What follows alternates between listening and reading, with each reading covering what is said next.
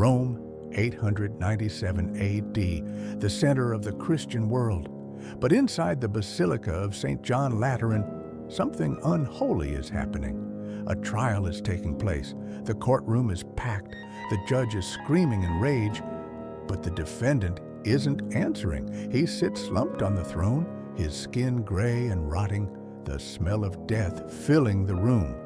The defendant is Pope Formosus, and he has been dead for 7 months. This isn't a myth. This is the Cadaver Synod, the single most insane moment in the history of the Catholic Church. But to understand how we got to this nightmare, we have to go back to when the corpse was still a living, breathing, and dangerous man. Long before he was a rotting body on a throne, Formosus was a superstar of the Church. He was intelligent, charming, and incredibly ambitious. Too ambitious. In the late 9th century, the papacy wasn't just about prayer, it was about power. Rome was a battlefield between rival families fighting for control of the Holy Roman Empire. Formosus was playing a dangerous game. Years before becoming pope, he was actually excommunicated, kicked out of the church for trying to overthrow the previous pope and seemingly conspiring to become the pope himself. He swore an oath to never return to Rome, but Formosus was a survivor. He managed to get his excommunication lifted, clawed his way back to power, and in 891, he finally achieved his lifelong dream. He was elected pope, but his enemies never forgot, and they never forgave. Here is where the story turns into Game of Thrones. At that time, the Pope had the power to crown the Holy Roman Emperor. The powerful Spoleto family of Italy forced Formosus to crown their candidate, Lambert, as the emperor. Formosus smiled and placed the crown on Lambert's head, but secretly, he hated them. Formosus sent a secret letter to the King of Germany, Arnulf, inviting him to invade Italy and save him from the Spoletos. The Germans invaded.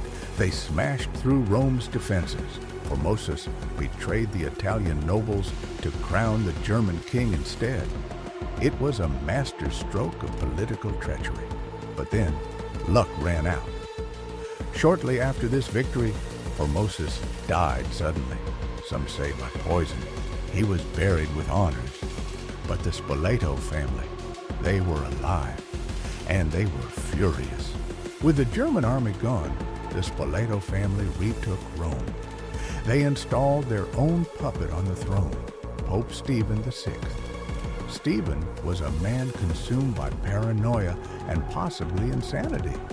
But mostly, he was a servant of the Spoleto family who wanted revenge on Formosus for his betrayal. Even death wouldn't save him. They convinced Stephen that Formosus's papacy was illegal from the start. If Formosus was never legally pope, then everything he did, every law, every appointment, was void. So Stephen gave the order that still chills historians to this day. Exhume the body. He must stand trial, January 897. The rotting corpse of Formosus was dragged from the crypt. They dressed the skeleton in the sacred papal vestments. They even put the papal crown on his decaying skull. It was a theater of horror. Cardinals sat in silence, terrified, holding their noses against the stench. Pope Stephen VI acted as the prosecutor. He stood over the corpse, screaming, "When you were Bishop of Porto, why did you usurp the universal Roman See in the spirit of ambition?" Since the corpse couldn't speak, a terrified teenage deacon was forced to sit next to it and answer for him. The boy stuttered, I only did what I thought was right." The verdict was rigged, guilty on all counts. Formosus was declared an illegitimate pope. The punishment was brutal.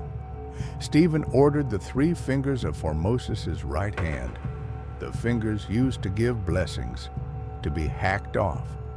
His body was stripped, dragged through the mud of Rome, and thrown into the Tiber River like garbage. But the story doesn't end there. Shortly after the body hit the water, a massive earthquake shook the basilica. The walls cracked. The people of Rome panicked. They whispered that God was angry at Stephen for desecrating the dead. A violent mob rose up. They stormed the Vatican.